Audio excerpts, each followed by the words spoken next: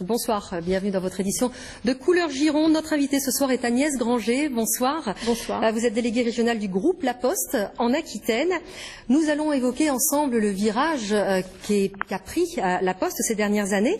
On envoie beaucoup moins de courriers de nos jours. Or, la cheminée était quand même le métier premier de La Poste.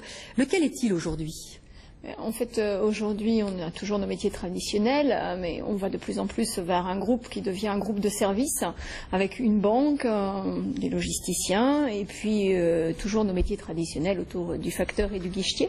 Mais nous avons à nous réinventer.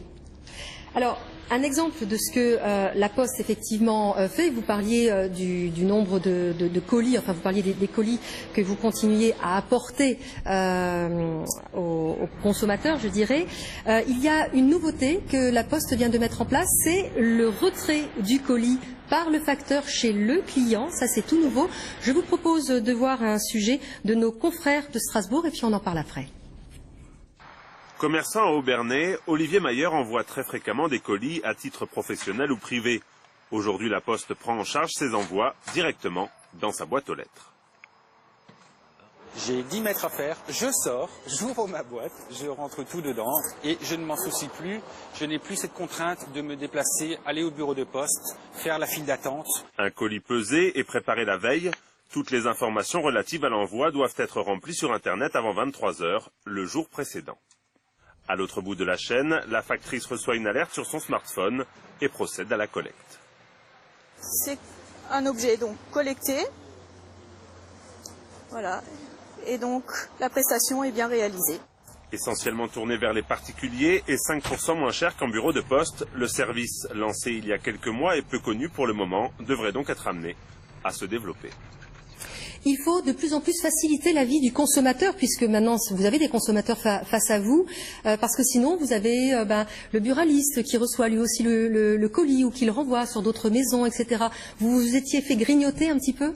Non, non, pas du tout. En fait, ce qu'on essaie de regarder, c'est comment le monde se transforme et comment le client, le consommateur, le citoyen, parce qu'en fait c'est la même personne, veut se faciliter la vie demain. Et aujourd'hui, il faut répondre à la demande de cette personne. Elle veut des choses plus simples, en proximité, plus connectée. Elle le veut au moment où elle le souhaite.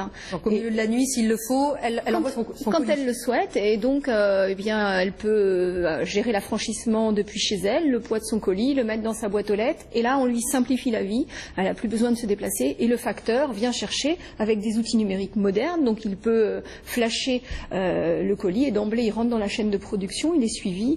Et voilà, et on a simplifié la vie des Français. Vous parliez de proximité. La Poste, comme toutes les entreprises, doit bien sûr faire des bénéfices. Maintenir des guichets dans des toutes petites communes rurales, ça coûtait de l'argent. Vous en avez fermé, La Poste en a fermé ces dernières années.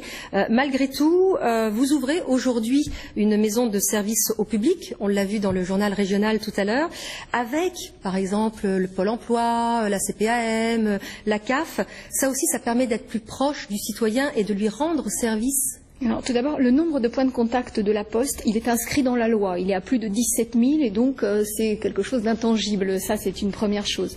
La deuxième chose, c'est qu'en fait, aussi une autre demande aujourd'hui des citoyens, c'est d'avoir une mutualisation de services en un lieu, toujours pour se faciliter la vie et puis pour trouver en proximité l'ensemble des choses dont ils peuvent avoir besoin.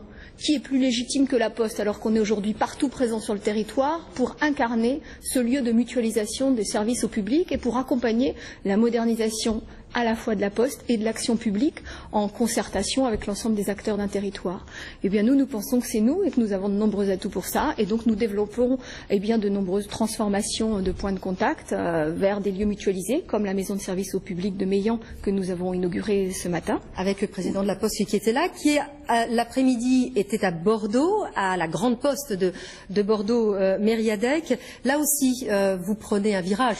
Il n'est pas tout nouveau, bien sûr, hein. Le virage du numérique, là aussi le virage du service, encore plus de service au public. Vous avez ouvert un espace de coworking, on en voit les images là.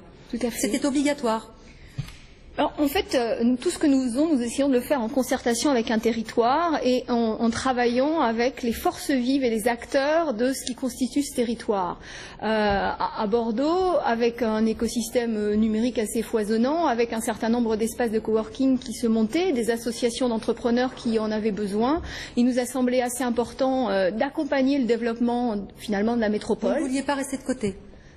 En fait, on fait partie de la France et en même temps que la France se transforme, que les métropoles se transforment, les villes ou le matin les zones rurales, on se dit que on va accompagner le mouvement pour aller vers plus de ce qu'est l'avenir. C'est-à-dire, voilà, on prépare l'avenir. Aujourd'hui, un espace de coworking, il y a beaucoup d'entrepreneurs qui en recherchent pour venir. On va vers des modes de travail différents demain. Et il y a beaucoup d'espaces de coworking qui se créent sur tout le territoire, d'ailleurs. Oui, parce que demain, l'emploi s'effectuera de manière différente d'aujourd'hui, avec aussi d'autres technologies et d'autres types de relations, d'entrée en relation. On est sur une gestion du temps différente, on est sur une gestion de la mobilité différente.